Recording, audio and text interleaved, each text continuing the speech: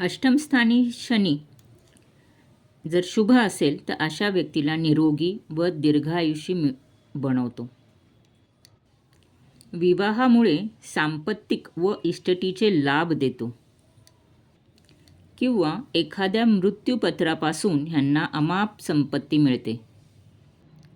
नोकरीमध्ये मोक्याची जागा मिळते व अकल्पितपणे बेहिशोबी पैशाचा ओघ त्यांच्याकडे येतो किंवा एखाद्या गुप्त धनाची प्राप्ती होते.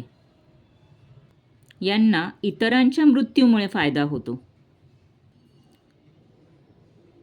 पुराण वस्तू संशोधक व गूढशास्त्र आणि अध्यात्म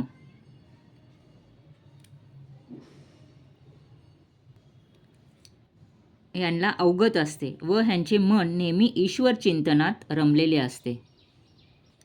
जर या स्थानी शनी अशुभ असेल तर अकस्मात मृत्यूचा योग असतो किंवा एखादे दीर्घकालीन दुखणे ह्यांना त्रस्त करते.